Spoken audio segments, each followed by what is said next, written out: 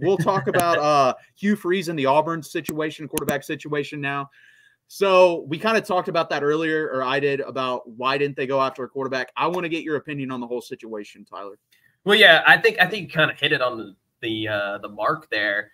Maybe their boosters were not, going with a QB this year, trying to build that up, or maybe Hugh Freeze himself was like, screw it, year 2, we're just going to get some young guys and recruit extremely well, and we're going to go all in year 3. That's what I'm kind of getting now after this season has, taken place. You're seeing a lot of these younger players start to get more playing time for Auburn, especially defensively as well. But Cam Coleman, an elite wide receiver, he has so much talent for Auburn. But a lot of these younger players starting to step up. He went with Hank Brown, and that whole situation was just terrible. Hank Brown looked like he's never seen a football before against Arkansas. Subs back in Peyton Thorne, who that California game threw 5 interceptions. I think they've had a total of 11 total turnovers in those 2 losses. That's something I've actually never heard of. So I'm not necessarily sure what is going on with Auburn, but they might have the worst quarterback situation in college football. But the ironic thing is Oklahoma has a serious quarterback situation, and they're going to be playing each other. So yeah, this is kind of a funny situation, as well as this is a huge game for both these teams. But I don't know who you go with. I guess you have to go with Peyton Thorne because he kind of came back against Arkansas, I guess, still threw an interception, but I believe it was tipped off of Cam Coleman's hands, I think.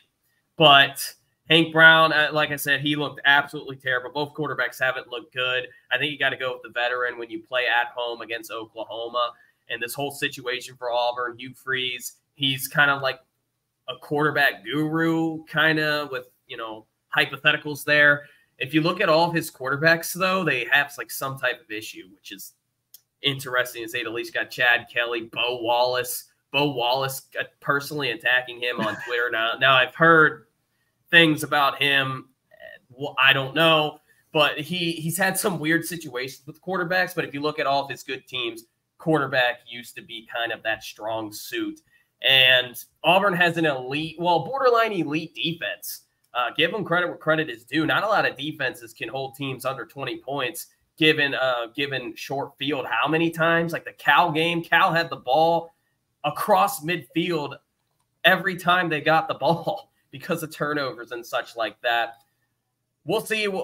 This is a life-saving game for either Oklahoma or Auburn. We'll talk about that a little bit more. But, yeah, this whole situation for Auburn is just pathetic and something I don't think I saw. I didn't think you saw. But with Peyton Thorne with last year, he looked pretty bad and probably should have went after a quarterback in the portal. Let's be real.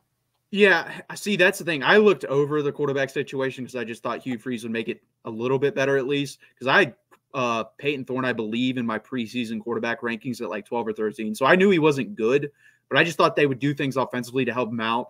And it doesn't seem to be working, even them trying to do that. But that's the thing, too. Like you just said, their defense has been good. They have good wide receivers. They have good running backs. Literally, if you put Cam Ward on this team, they're probably a 9-win team.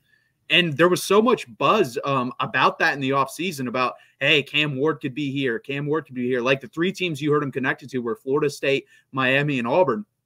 And I think it's kind of funny because you can look at it right now. Look at it. Florida State, if they had Cam Ward instead of DJ Uiagalelei, look how much better they'd be. Look how much better Auburn would be with Cam Ward. Like that changed the whole complexion of this season for 3 different teams, and it changed Miami. Like Miami could legitimately, I don't think they're going to win a national championship. I don't think they're that good, but they could win a playoff game for sure with Cam Ward at quarterback. I think Auburn could have been competing, since they are in a harder conference, to get to the playoffs with Cam Ward. I don't know if they would have made it, but I think they had a chance with him at quarterback.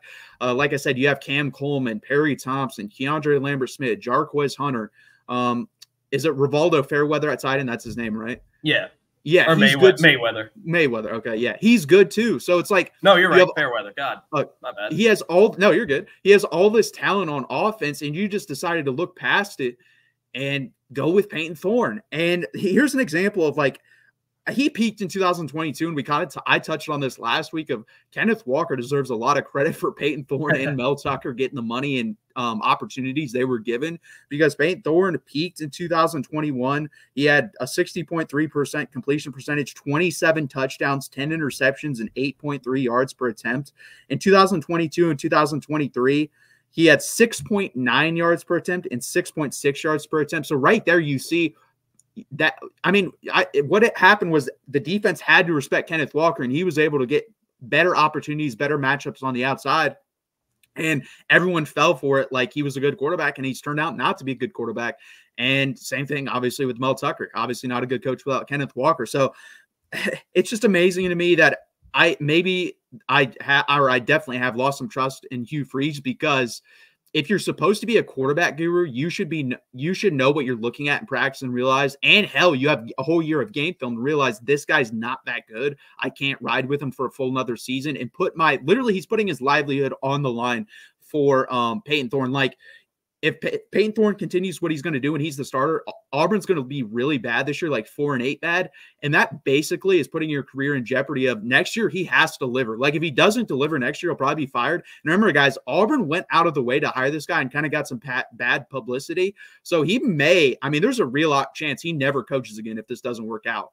So, I mean, like, as a head coach, he'll probably get a job as a coordinator somewhere, but as a head coach. So I just don't understand that personally, riding with someone like this, but hey, more power to you, I guess. And the crazy thing about Auburn and really with Peyton Thorne, though, is almost every year, except for that 2022 season at Michigan State, but he's had some really good running backs. Obviously, Kenneth Walker, but Jarquez Hunter's very, very good. Alston is okay. The run game is not the issue, really, at Auburn. It's the odd playmaking decisions by these quarterbacks. Even Hank Brown, okay, he's a freshman, thrown in there against New Mexico. And again, he had a good game. But again, like I said, New Mexico has the worst defense maybe of all time. I'm not trolling. I'm being dead serious.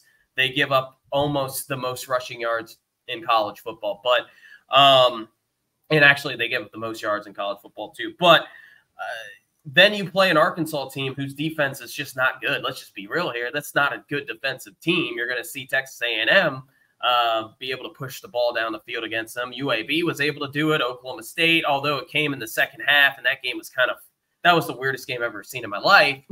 They still were able to score on Arkansas late in that game with weird situations. But it's just 5 turnovers is inexcusable at the quarterback position, and doing it twice at home, crazy to me. And people are saying it's flukish. I would hope that that's a fluke, but doing it 2 times in a row against Power 4 teams is crazy to me.